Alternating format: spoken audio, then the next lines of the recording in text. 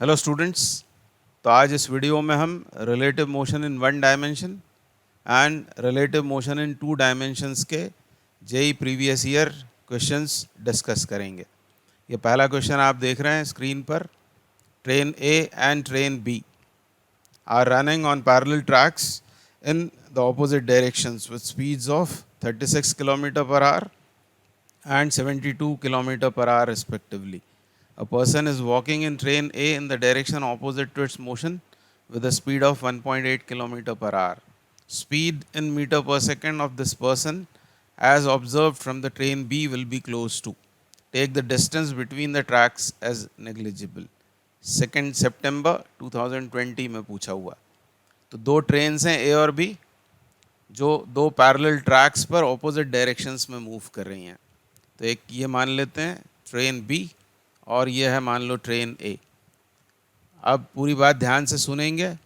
Exam में आपके पास बहुत टाइम नहीं होता है। सबसे पहला थॉट क्या आना चाहिए दिमाग में कि क्वेश्चन है relative motion in one dimension का।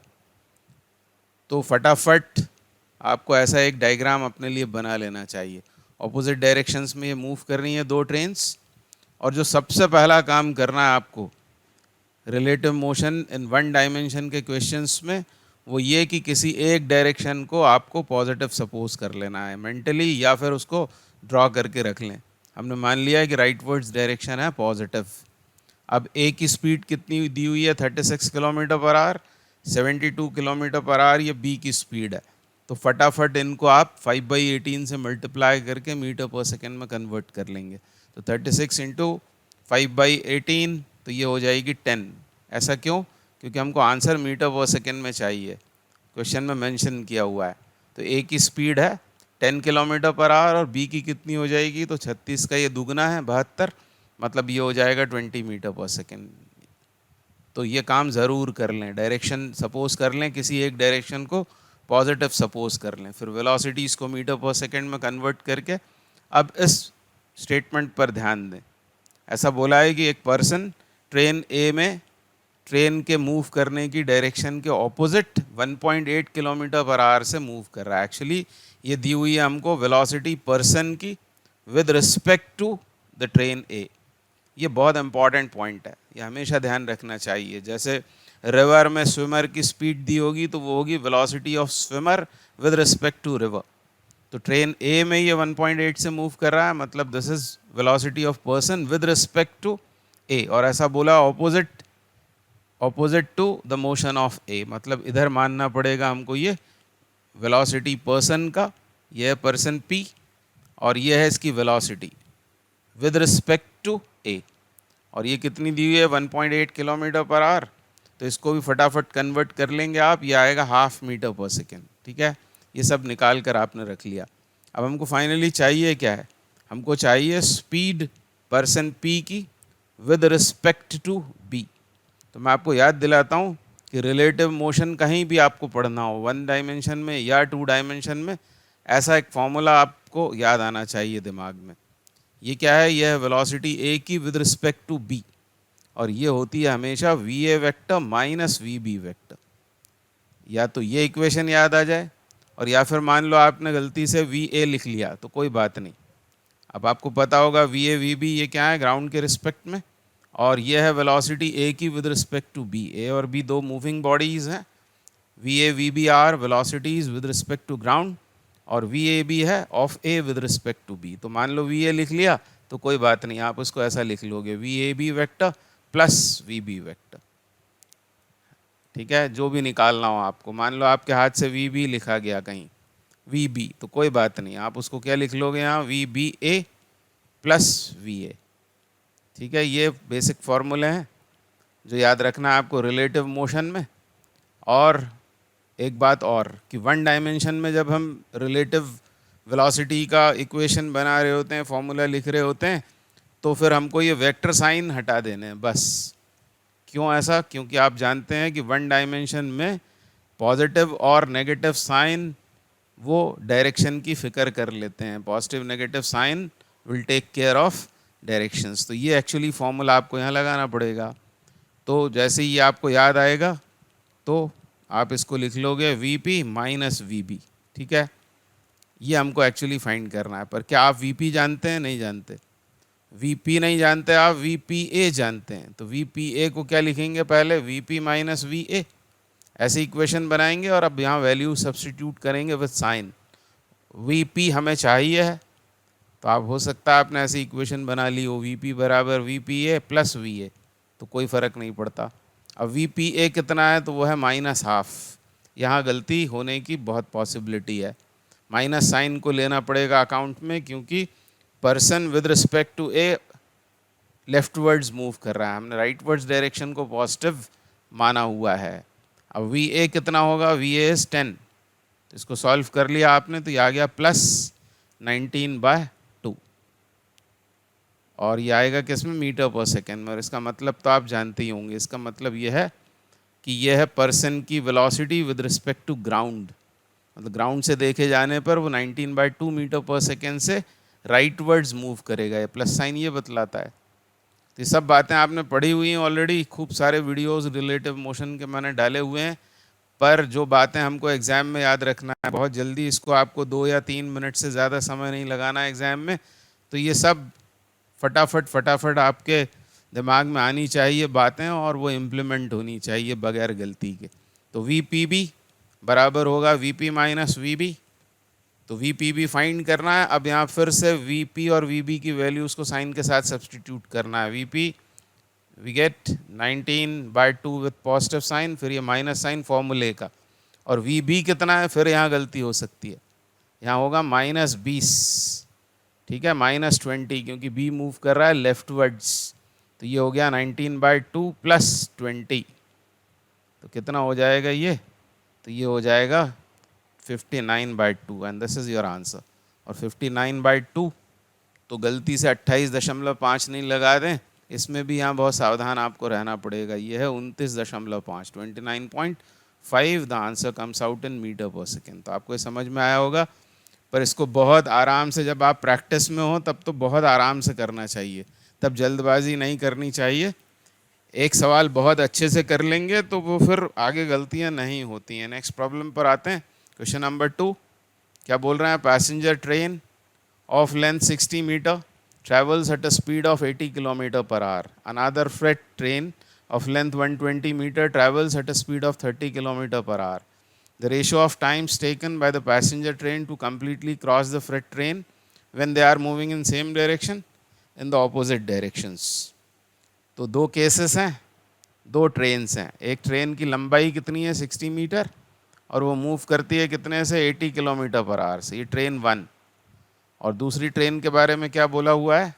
120 मीटर की है दूसरी ट्रेन, और वो कितना स्पीड क्या है उसका? 30 किलोमीटर पर आवर। एक बार ये ट्रेन्स पहले केस में कैसे मूव कर रही हैं? क्या बोला है उसने? फर्स्ट केस क्या है? Passenger train travels eight a speed, और क्या बोला है? रेशियो ऑफ, अच्छा ये फर्स्ट केस ये है, they are moving in same direction. तो पहली बार वो सेम डायरेक्शन में मूव कर रही हैं, तो रिलेटिव वेलोसिटी कितनी होगी? Of 1 with respect to 2। तो दोनों ही सेम डायरेक्शन में है, ऐसा मान लिया सेम डायरेक्शन, और इस डायरेक्शन को हमने मान लिया पॉजिटिव। तो मान लो हम निकाल रहे हैं ट्रेन 1 की स्पीड विद रिस्पेक्ट टू 2, या 2 की विद रिस्पेक्ट टू 1। ये है ट्रेन 1, ये ट्रेन 2, ये 80 से, ये 30 से, ठीक है। और हम निकाल रहे हैं मान लो V12। V12 मतलब क्या होगा? ट्रेन 1 की स्पीड विद रिस्पेक्ट टू 2, यानी V1 माइनस V2 हो जाएगा वो, दैट इज़ 80 माइनस 30, तो आएगा +50 किलोमीटर पर आवर में। ये हुई उनके बीच की रिलेटिव स्पीड केस 1 में, ठीक है। और मान लो क्रॉस होती हैं वो दोनों। क्रॉस क्यों होंगी? क्योंकि एक की स्पीड है हाईयर, एक की लोअर है।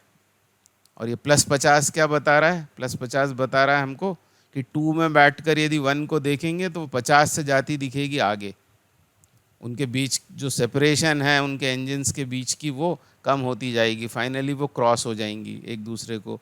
और क्रॉस करते समय जो रिलेटिव डिस्प्लेसमेंट होगा वो 180 होगा।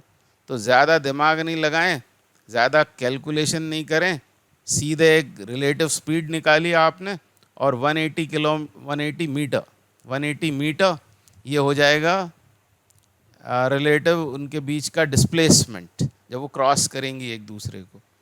तो बस आपको फटाफट क्या कर लेना है, यहाँ से आपको टाइम फाइंड आउट कर लेना है। T1 कितना होगा, ये तो मैं आपको समझा रहा हूँ, अदरवाइज आप सीधे T1/T2 कर सकते थे, ये मानते हुए कि एस रिलेटिव तो दोनों बार सेम होगा, चाहे वो सेम डायरेक्शन में चलें या ऑपोजिट डायरेक्शन में।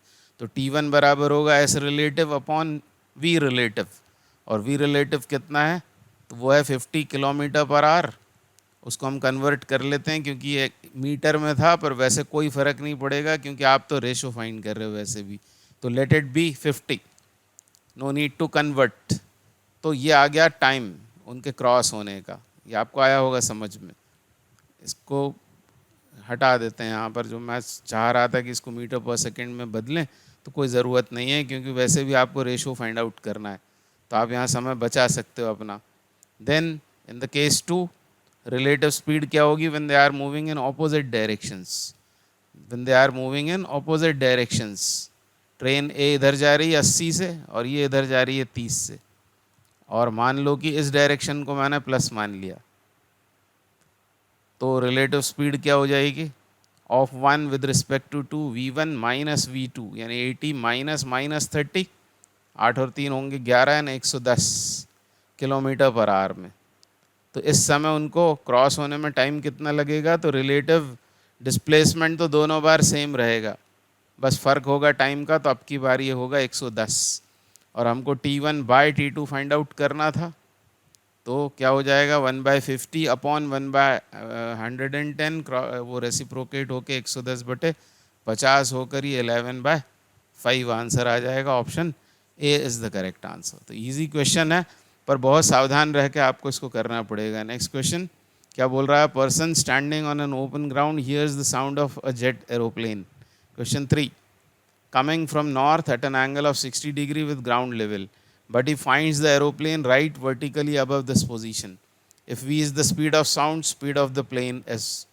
तो बहुत ही आसान क्वेश्चन है, ट्रिग्नोमेट्री लग रही है इसमें, रिलेटिव मोशन तो कहीं लग ही नहीं रहा है, ट्रिग्नोमेट्री से आराम से सॉल्व हो जाएगा। It is question like ask from height and distances. तो इसकी कल्पना करें, एक आदमी खड़ा हुआ है ओपन ग्राउंड में, और नॉर्थ की तरफ उसने अपना मुंह रखा हुआ है, मतलब नॉर्थ की तरफ वो देख रहा है, और क्या देखता है वो, एक जेट एरोप्लेन, और उसमें से आने वाला जो साउंड है, मान लो यहाँ है वो जेट एरोप्लेन T=0 पर, उससे निकलने वाला साउंड उस आदमी के पास पहुँचता है, उस पर्सन के पास पहुँचता है ग्राउंड पर पहुँचता है at an angle of 60 degree with horizontal. तो मान लेते हैं स्पीड ऑफ साउंड है v, और फिर आगे क्या बोल रहा है, but he finds the aeroplane right vertically above his position. T=0 पर साउंड प्रोड्यूस हुआ, और साउंड जब वो पॉइंट P से या A से P तक पहुंचता है, उस बीच वो प्लेन यहाँ आ गया, B पर आ गया, ऐसा हुआ।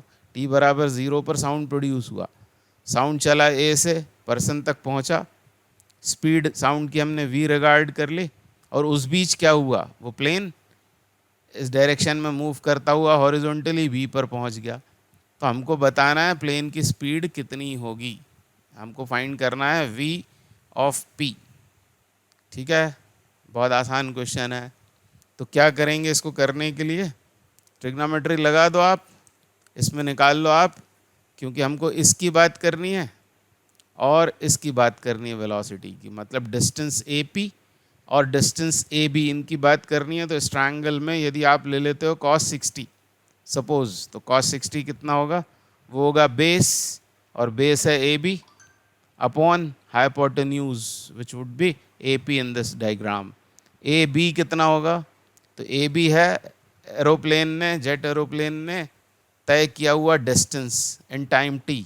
मान लो ये सब जो हुआ, इस तक साउंड का पहुंचना और उस प्लेन का B पर ठीक उसके सिर के ऊपर दिखाई देना, ये सब हुआ आफ्टर टाइम t।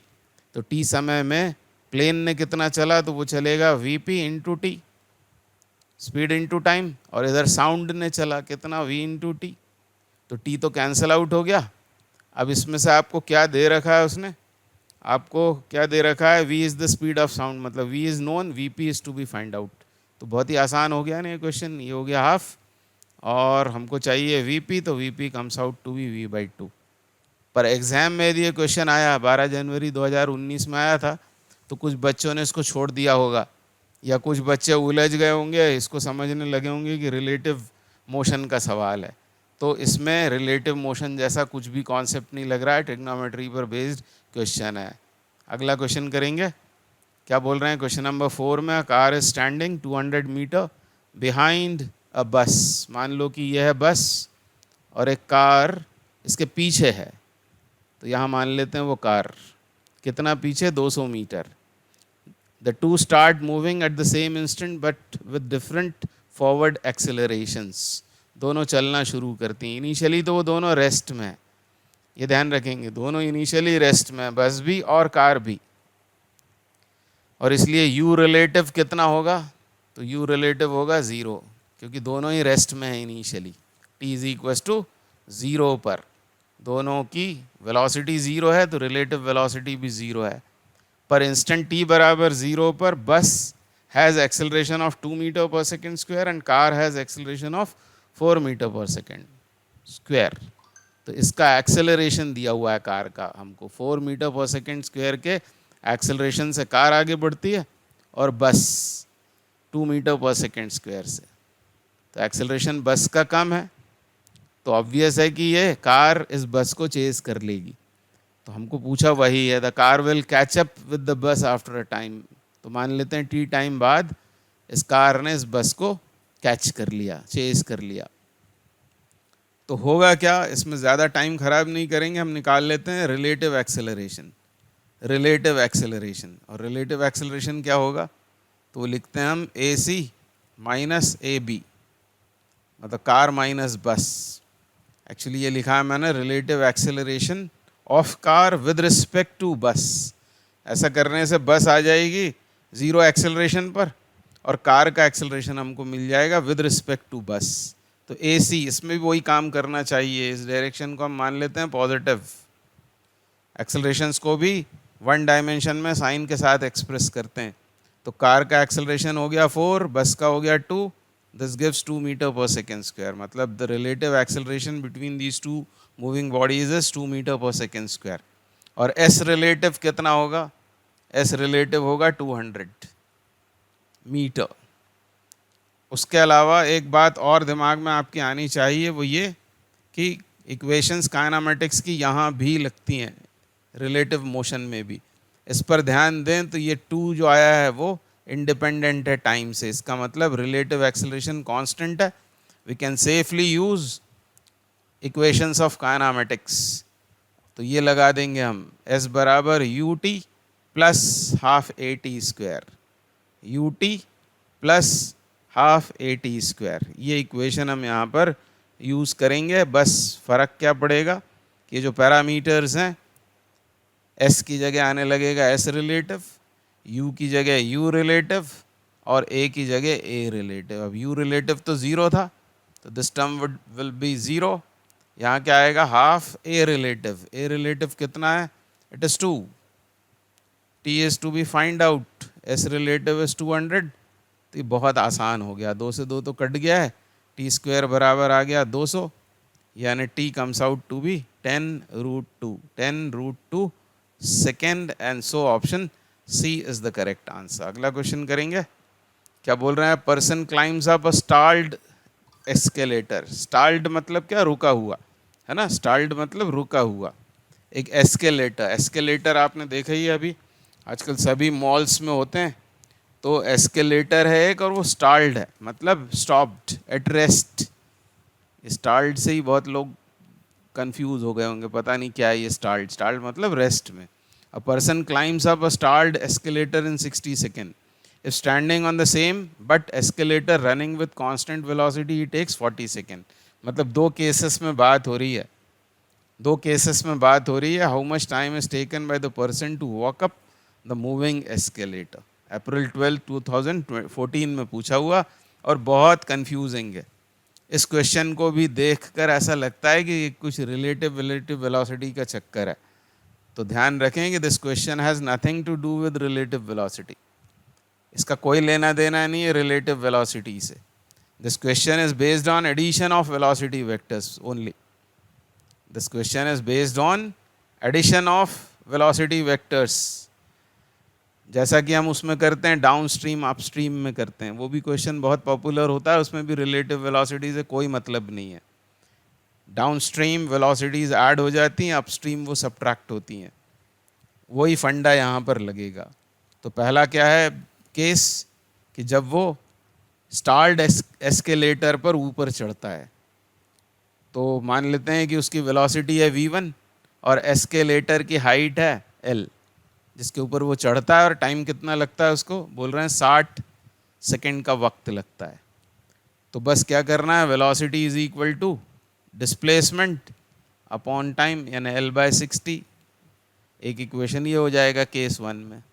और अब क्या हुआ, अब यदि वो क्या बोल रहा है कि but escalator running with constant velocity he takes 40 second, ठीक है ना। If standing on a same but escalator running with constant velocity, मतलब अब की बार सिर्फ एस्केलेटर चल रहा है, वो खुद नहीं चल रहा है। तो मान लो एस्केलेटर की स्पीड है अपवर्ड v2 और l लेंथ कवर होगी, और कितने समय में, 40 सेकेंड में।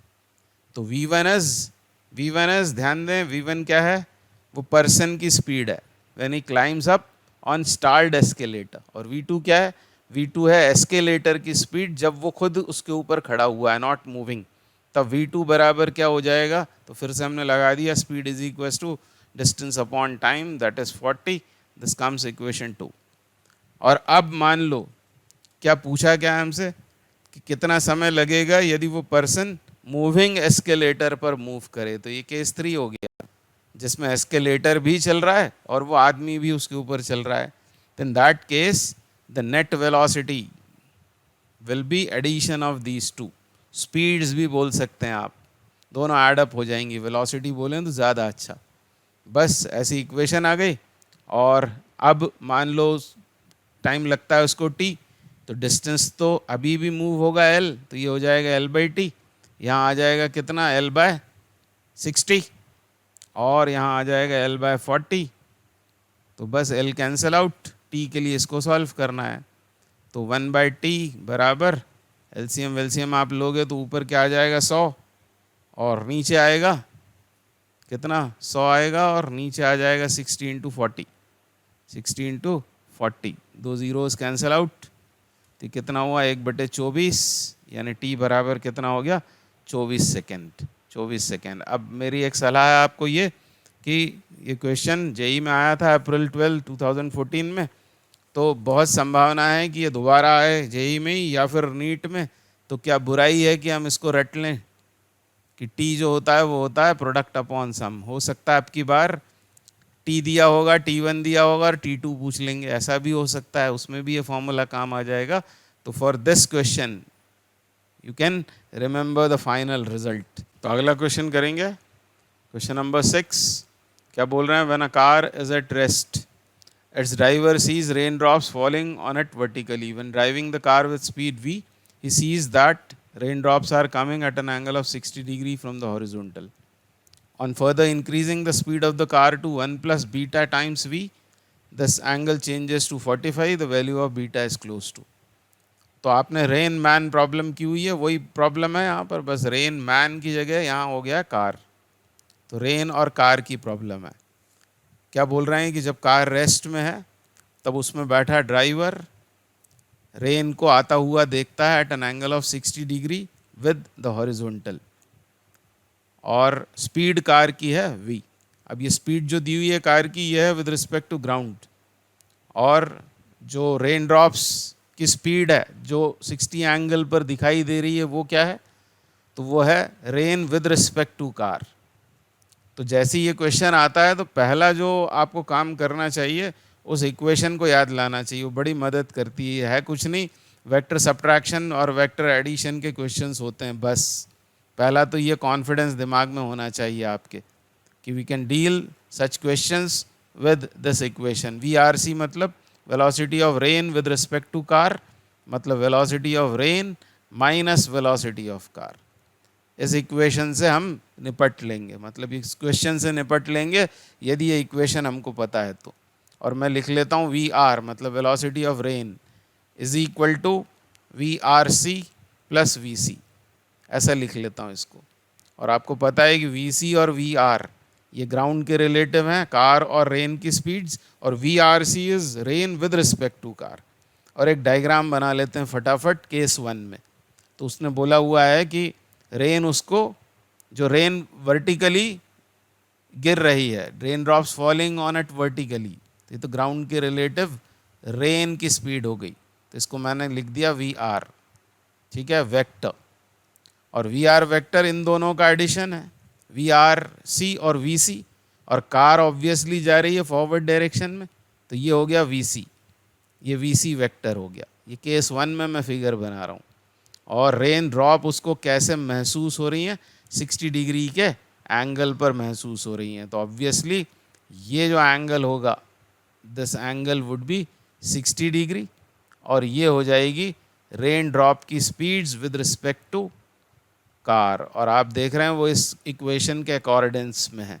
ट्रायंगल रूल से देखें तो V C plus V R C बराबर क्या है, वी आर के बराबर। तो ये इक्वेशन 1 हो गया।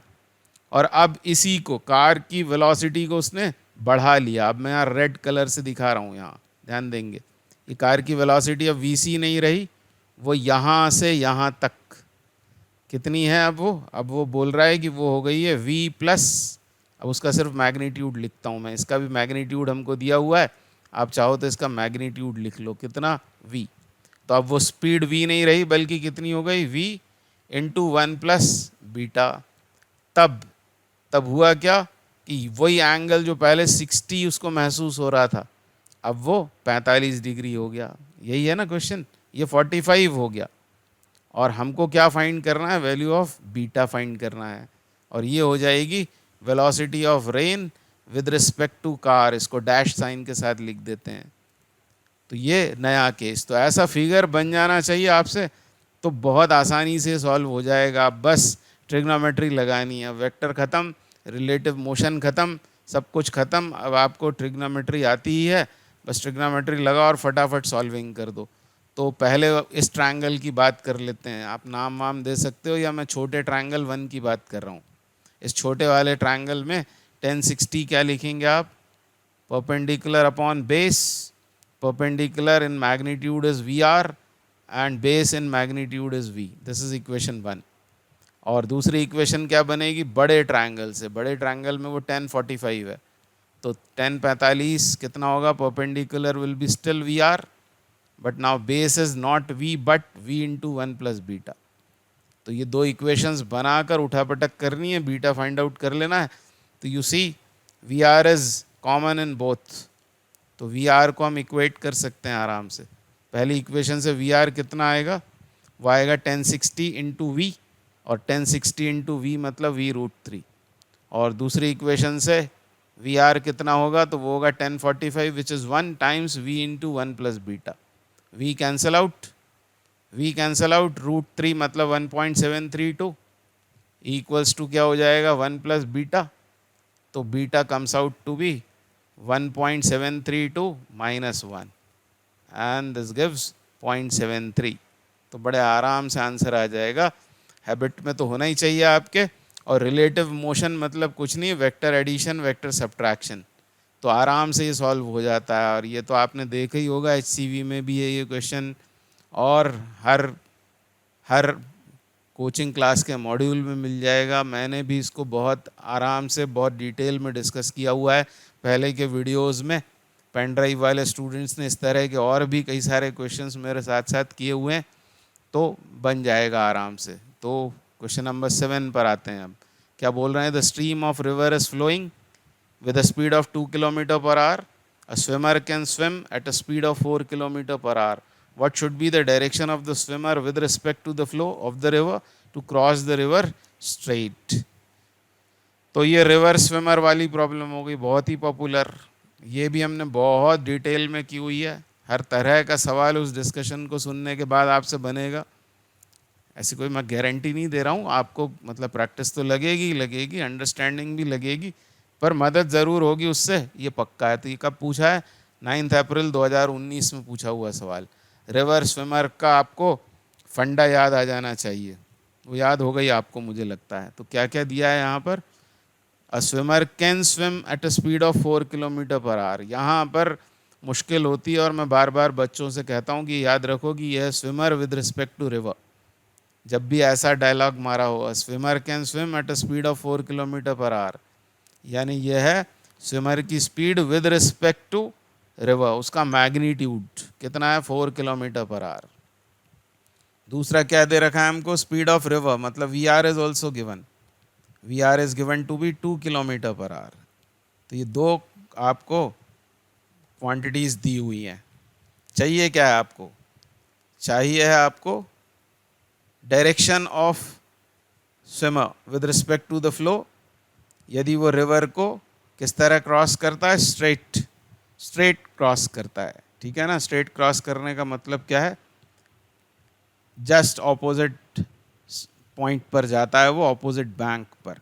ये हो गई वो रिवर, ये रिवर हो गई, और हम ये चाहते हैं एक्चुअली, ये ध्यान रखना, आगे तक के लिए ध्यान रखना कि ये है स्विमर की speed with respect to ground, मतलब वो रिवर के इस बैंक से, इस बैंक से, इसको अलग कलर से दिखा देता हूँ, इस बैंक से सीधे यदि यहाँ पहुँचता है तो ग्राउंड के रिलेटिव उसकी स्पीड को इस डायरेक्शन में होना चाहिए।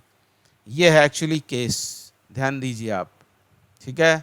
और इसकी वेक्टर इक्वेशन यदि आप याद लाएंगे तो क्या लिखेंगे, V S vector equals to, क्या होगा, जैसा मैंने कहा था आपसे, ऐसे याद आ जाना चाहिए आपको, V S R plus V R, मतलब वी एस आर और वी आर के एडिशन को वी एस के बराबर होना चाहिए।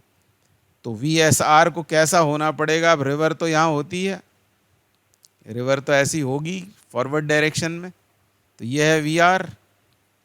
अब आप ट्रायंगल रूल से यदि सोचेंगे तो इमीडिएट आपको दिमाग में आ जाएगा कि ये होना चाहिए वी एस आर का डायरेक्शन, तभी फिर ये ट्रायंगल रूल के साथ में कंसिस्टेंट होगा।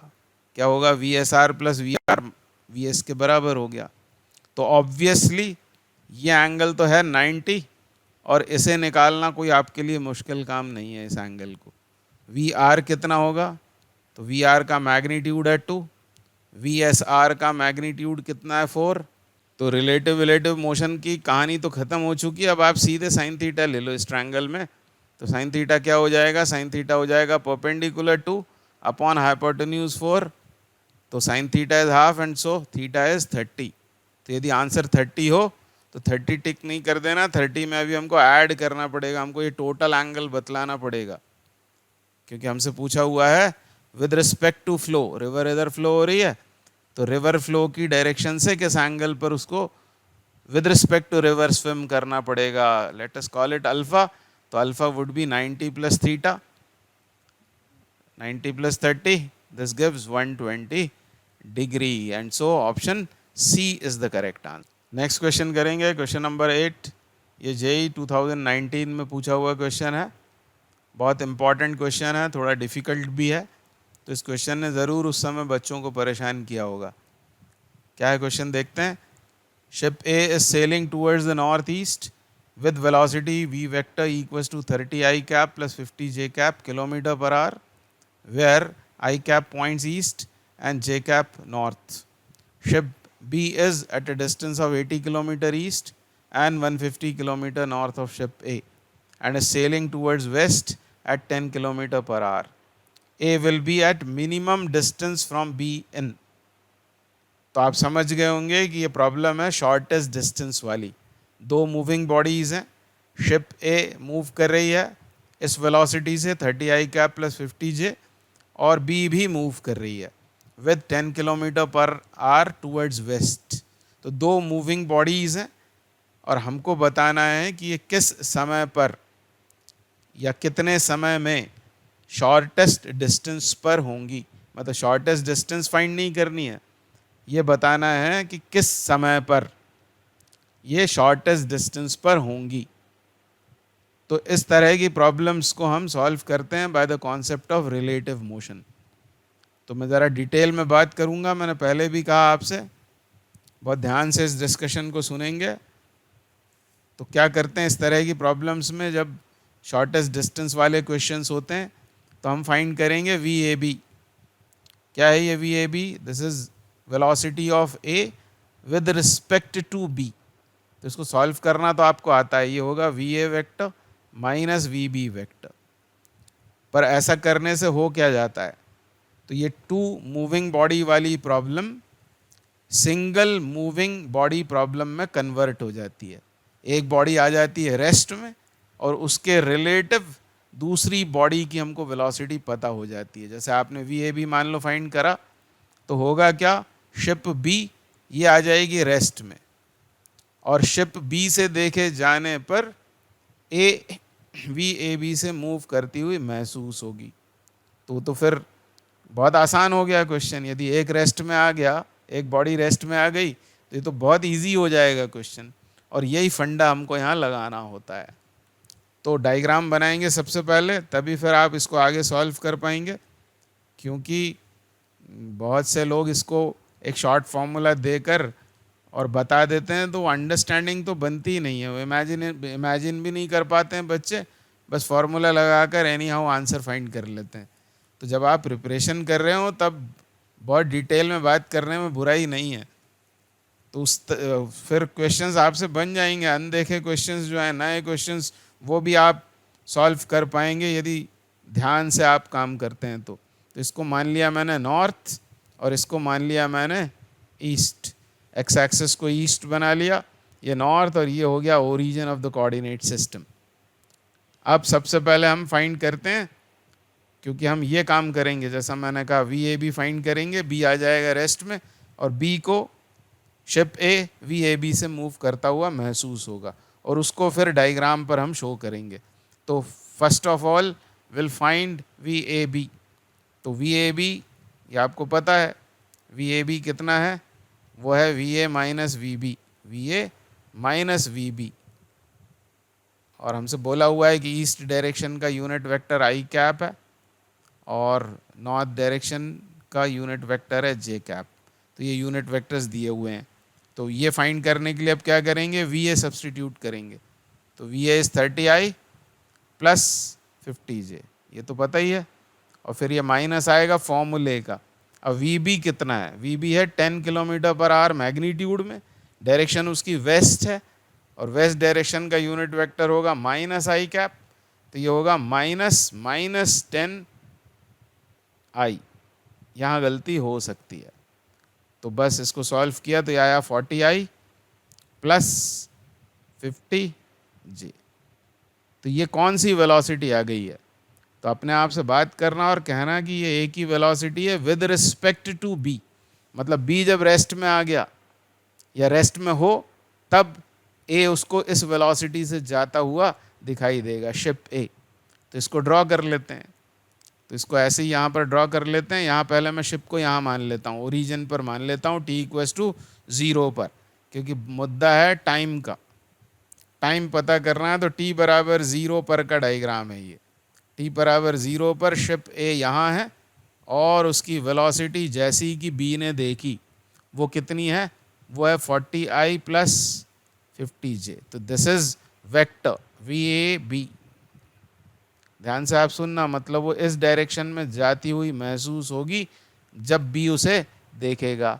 अब बी कहाँ पर है, तो बी ये उसके पोजीशन दी हुई है, तो हम लिखते हैं आर बी ए, मतलब position of B with respect to A.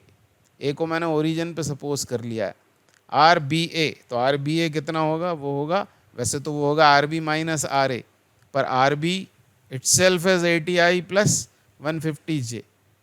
और इसमें से मान लो आप सब्ट्रैक्ट करोगे भी आर ए को, तो उसके कोऑर्डिनेट्स तो 0 0 हैं। It is suppose to be situated at 0 0 at the origin ship A, तो कोई फ़र्क नहीं पड़ेगा। तो ये आ गया आर बी ए। अब आर बी ए कहाँ पर होगा, मतलब ये जो वेक्टर मैंने बनाया है इस तरफ कहीं होगा वो, या इस तरफ कहीं होगा। तो उसके लिए थोड़ा सा यहाँ कल्पना करें, इनके स्लोप्स ले लें। वी ए बी वेक्टर का स्लोप क्या होगा, 5/4, और ये कितना होगा 15/8, मतलब 7.5/4। तो इसका स्लोप ज़्यादा है, इसका मतलब यहाँ कहीं है वो R R R B A, R B A vector, और बी यहाँ पर है। This is position of B, this is position of A at t equals to 0। अब बी तो है रेस्ट में, वो तो हमेशा यहीं बना रहेगा। तो ये वेक्टर मैंने बना दिया इस तरफ, यहाँ बना दिया, this is are B A. और ये मेरा तरीका है करने का इसको सॉल्व, ऐसा आपको बुक्स में नहीं लिखा हुआ मिलता है, या मिलता भी होगा तो मुझे नहीं पता है। हो सकता है इसमें मैं कुछ लंबी मेथड लगा रहा हूँगा, पर जब तक आप पूरी सुनोगे नहीं तब तक आप शॉर्ट मेथड वो आप इन्वेंट नहीं कर पाओगे, डिस्कवर नहीं कर पाओगे। तो पूरी बात ध्यान से सुनो। हो सकता है मुझसे गलती हो रही हो सकता है मैं लंबी मेथड बता रहा हूँ, पर इससे आपका पॉलिशिंग ज़रूर होगी, आपके थॉट प्रोसेस ज़रूर इससे बनती है। इसी तरह से काम करने पर ही नए क्वेश्चंस बनते हैं। अब आपको सिचुएशन आ गई होगी समझ में कि बी यहाँ रेस्ट में और ए इस तरह जाता हुआ उसे महसूस होगा। अब शॉर्टेस्ट डिस्टेंस कब होगी, तो बी से इसको नॉर्मल ड्रॉप कर दें। ठीक है, ये नॉर्मल ड्रॉप कर दिया हमने, तो बी एन होगी उनके बीच की शॉर्टेस्ट डिस्टेंस। पर हमसे डिस्टेंस पूछी ही नहीं है, हमसे तो बोला है किस वक्त पर, किस instant of time, point of time पर शॉर्टेस्ट डिस्टेंस पर वो होगी। यानी जब ए से ए एन पर आ जाएगी, ए पर जब है शिफ्ट तब तो टी ज़ीरो माना है, और जब वो एन पर होगी तो बी से होगी शॉर्टेस्ट डिस्टेंस पर, और ए एन चलने में जितना टाइम लगेगा वही है शॉर्टेस्ट, या क्या बोला हुआ है उसने, शॉर्टेस्ट टाइम जो आवर्स में दिया हुआ है। ये आपको आया समझ में मैंने क्या बोला? मैंने ये कहा कि ए एन चलने में, ए को ए एन चलने में जितना वक्त लगेगा वही है शॉर्टेस्ट टाइम। शॉर्टेस्ट जब वो डिस्टेंस पर होगी ए बी से। तो अब ए एन की बात करते हैं। अब ए एन इस ट्रायंगल में आप देखें तो ये 90 डिग्री है। अब वेक्टर का यदि कॉन्सेप्ट आप दिमाग में लाएं तो आप देख रहे हैं कि ए बी वेक्टर का ये प्रोजेक्शन है। A N is projection. Projection निकालने के लिए हम क्या करते हैं, एक वेक्टर के टिप से दूसरे वेक्टर पर नॉर्मल ड्रॉप कर देते हैं। तो जितना हिस्सा कटता है, जैसे ए एन यहाँ पर कट हुआ तो ये ए एन ही है projection. Projection of A B in the direction of V A B. तो ये कितना होगा, तो ये एंगल यदि थीटा सपोज कर लें तो A N would be how much, it is A B cos theta. Am I right? A B cos theta ऐसा होगा। और ए बी क्या है, ए बी है आर बी ए। तो ए एन बराबर R B A cos theta. अब यदि मैं ये मैग्नीट्यूड लिखा है सिर्फ मैंने आर बी ए का, इसमें मैं यदि ऊपर नीचे वी ए बी का मल्टीप्लाई कर दूं तो आपको कोई आपत्ति नहीं होनी चाहिए, इजी हो जाएगा इससे थोड़ा क्वेश्चन। ऊपर नीचे मैंने वी ए बी का मल्टीप्लाई कर दिया, और यदि मल्टीप्लाई कर दूं और इसके बारे में सोचूं, V A B vector A B का मैग्नीट्यूड है, R B A vector B A का मैग्नीट्यूड है, और उसके साथ कॉस थीटा आया है। मतलब इसको कोई बुराई नहीं है यदि हम ऐसा लिख लें, R A B vector dot V A B vector. आ गया होगा आपको समझ में। आप बी ए है, ये बी ए है, सॉरी ये बी ए। तो R B A dot V A B vector, इन दो वेक्टर्स का यदि डॉट प्रोडक्ट ले लें और उसे डिवाइड कर दें magnitude of V A B से, तो हमको क्या मिल जाएगा, हमको मिल जाएगा A N which is projection, और ए एन होगी डिस्टेंस ट्रैवल्ड बाय ए, और स्पीड उसकी कितनी होगी, स्पीड होगी वी ए बी। तो टाइम आराम से यहाँ से फाइंड आउट हो जाएगा। टी बराबर कितना हो जाएगा, वो हो जाएगा डिस्टेंस ट्रैवल्ड अपॉन स्पीड। तो कॉम्प्लिकेटेड सवाल है, ये शॉर्ट फॉर्मूला बताकर टीचर्स जो हैं वो फुर्सत हो जाते हैं, उनको लगता है कि ये हमने बता दिया तो बस कहानी ख़त्म। और यहाँ पर ऐसा मॉडुलस लगा होता है। मॉडुलस की ज़रूरत इसलिए नहीं है क्योंकि वैसे भी ये डॉट प्रोडक्ट है, स्केलर ही होगा ये, और स्केलर होना ज़रूरी भी है। और वी ए बी का भी मैग्नीट्यूड लेना है क्योंकि हम फाइंड आउट क्या करेंगे आखिरी में, टाइम विच इज़ स्केलर। तो ये सब तो आपके दिमाग में आ गई होंगी बातें। तो अब बस दो वेक्टर्स हैं आपके पास, पहले हम ए एन फाइंड कर लेते हैं। We need A N and then will divide A N by magnitude of vector V A B, उसको बाद में निपट लेंगे। या आप बोलें तो अभी टाइम का फॉर्मूला बना कर रख लेते हैं, हम अभी बना लेते हैं टाइम का फॉर्मूला, आप बोलें तो और उसमें सब्स्टिट्यूशंस कर लेंगे तो भी काम बन जाएगा। तो मैं बात कर रहा हूँ टाइम की। तो चलो t बराबर कितना होगा, तो t होगा, ये लिखा ही हुआ है वैसे तो मैंने यहाँ, A N upon V A B, और ए एन कितना होगा, तो R B A vector. R B A vector, तो आप देख रहे हैं लिखना बहुत कम है, सोचना कितना सारा है। मतलब आप सोच ही सकते हैं कि बहुत थिंकिंग के बाद ज़बरदस्त थॉट्स दिमाग में आने चाहिए, बहुत सारे थॉट्स, तब जाके कहानी आपकी बनेगी। तो ये मैंने लिखा पहले ए एन का वैल्यू, और ऑलरेडी वहाँ वी ए बी आ रहा था, मतलब यहाँ हो जाएगा square of V A B.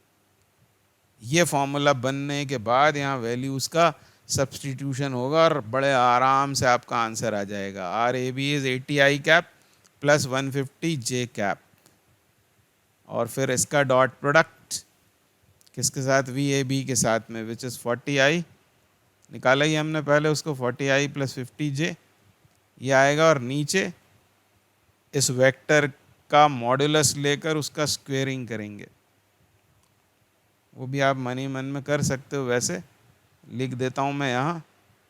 तो आप मेहरबानी करके इसको बहुत अच्छे से इसके ऊपर विचार करके आराम से इसको सॉल्व करेंगे, जल्दबाजी नहीं करेंगे। क्यों कर रहे हैं ये दिमाग में आना चाहिए, क्या कर रहे हैं ये दिमाग में रहना चाहिए, हर कुछ ना करें। तो ये होगा 3200।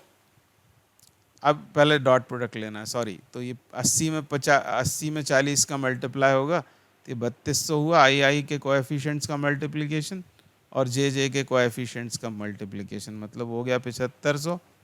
और ये उठापटक ज़रूर आपको करना पड़ेगी, नीचे 1600 और 2500 ऐड करना पड़ेगा। तो 1600 2500 और ये हुआ 11 1 4 4100, रूट 4100 का स्क्वायर, मतलब 4100 हो जाएगा, और क्या, सीधे सीधे।